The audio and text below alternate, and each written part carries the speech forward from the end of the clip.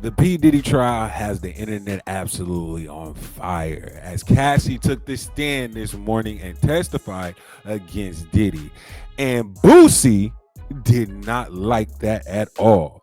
Boosie defends Diddy's alleged freak offs with Cassie and says she actually liked it.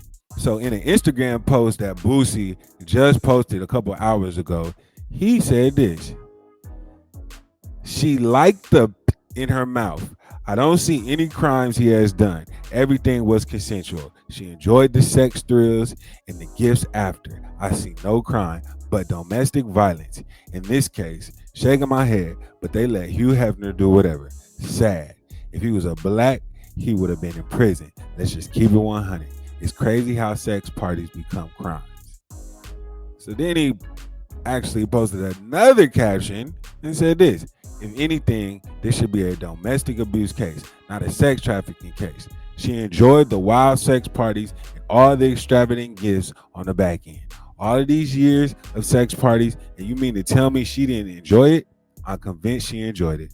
I'm pretty sure she came during those freak offs. It was a lifestyle. This was consensual. She was his girlfriend. Trying to give someone life in prison for this bull? So, Boosie, he wasn't feeling it. And so I had to go to his page and make sure he actually really posted that. And so, yes, he did. He posted it. He wrote that caption. And then on his page, he actually had a slide of Hugh Hefner and some of his girlfriends to try to compare and contrast. Check this out. I was 18. I took that one-way ticket, never looked back, and it was the best decision of my life. Hugh Hefner calls one day and was like, hi, this is Hugh Hefner. Would you like to move into the Playroom Mansion and be one of my girlfriends? It's like, wait, what? How did he find? So, yeah, he does have a point because Hugh Hefner probably been doing this for years and nobody has said nothing. So, if you think it's a black and white thing, maybe so. Because I don't think that Hugh Hefner has as much money as Diddy. Diddy's a billionaire. I'm not sure if Hugh Hefner was a billionaire. But in all things, you got to see some of this footage and what they were saying happened in court. The court testimony is crazy. Look at this. So Cassie reveals the alleged freak-offs became a job. There was no time to do anything else but to do them and try to recover. So Cassie continues answering questions about Diddy on the stand. Just before the break, Cassie testified that the longest freak-off she participated in with Diddy was 4 days. She testified the marathon sessions often led to her needing time to recover from dehydration, fatigue, and drug use. Cassie testified that having sex with Diddy for the first time felt like a turning point. She said that it made her feel closer to him and they spent more time together. She believed that they were in a monogamous relationship. In hindsight, I know that that wasn't the case, she said. Sean Combs had many girlfriends. Over time, Combs became increasingly controlling and sometimes violent, Cassie testified. You make the wrong face, and the next thing I knew, I was getting hit in the face. Cassie said that if she didn't respond to his call the right way, there would be incessant calls until she did, and Combs' staff, including security workers, would join in the pursuit. Cassie testified that she was insanely jealous early in her relationship with Diddy, saying that it stemmed from being super young. I didn't get that he was him. As he would say, I'm Puff Daddy. Puff Daddy has many rules, like the company of women, she recalled. Though I saw other people at the times, Cassie said she eventually believed they were monogamous. He expected that of me, so I assumed it was the same. Coles told her, I'm not dealing with anyone else. It's just us. Prosecutor Emily Johnson asked Cassie what happened to her music career in the 9 albums that were never released. Cassie said she recorded hundreds of songs, some leaked online, and others just didn't see light of day. So in a recent event in Las Vegas, Cassie says this. After a trip in Las Vegas, she said she was invited by Combs to the hotel in New York where they would talk about music projects and albums. So when the district attorney asked Emily Johnson what else happened in the hotel, Cassie took a deep breath and she said she was introduced to the idea of oral sex at the hotel. Cassie also noted that Combs is 17 years older than her and that she was sexually inexperienced when they first got together. She also said that she eventually had sex with Combs on a boat trip during Miami and she said that she had wine in afternoons, and that's when Combs introduced her to ecstasy for the first time. I just didn't know.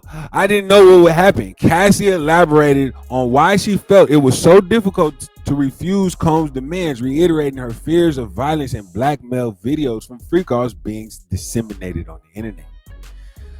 She said Sean was a really polarizing person, also really charming. Cassie said that it was hard to really be able to decide in what moment what you need when he's telling you what he wants. I just didn't know. I didn't know what would happen.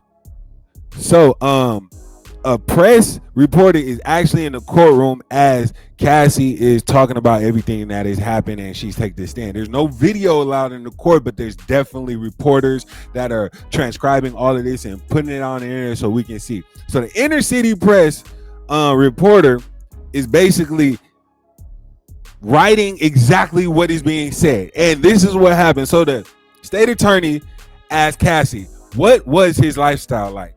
And Cassie said, he had all these assistants. He couldn't get things done. He traveled quite a bit. What's this photo? Sean and I had a trip in New York, like 2007 or 2008 Halloween. How did Sean's move vary day to day? When he swung, could you describe it? Anger, zoning out. How did it impact you? Greatly. The next thing I knew, I was getting hit in the face. There was also psychological abuse. He tell me to watch my mouth, change my face. Did you see other men? Yes. Did Sean see other women? Yes. He said, I am Puff Daddy. I was insanely jealous. Did you move to LA with him? Yes. He wanted to be close to his kids who were there. Where did you live in LA? In Wilshire Corridor condos. How tall was the building? No more than 17th floor. Where did Sean live? How many songs did you write while you were with Sean? Hundreds. Most were never released. Some got leaked on the internet, some on mixtapes. How many albums on your deal were not released? 9. Did you get paid for them? No. Dang, Puffy, you ain't paid her and she did all this stuff. So she also said the freak-offs became a job. There was no time to do anything else but do them and try to recover. How much time in a week would the freak-offs take? The longest was 4 days, significant amount of time. Bro, you having 4-day part? Yo, it's crazy. So I'm not gonna lie. It seems like Boosie is siding with Diddy. I really don't know who to side with because he does have a point. Cassie, you were with this man for years and years, and if it was that bad and if it was that excruciating, why did you stay? Yes, there's money. Yes, but your health and your mind is more important than any of that. So I just hope we get to unravel and figure out what really happens, and we'll just see if Diddy did it or Diddy didn't do it. But just keep it locked. Let us know.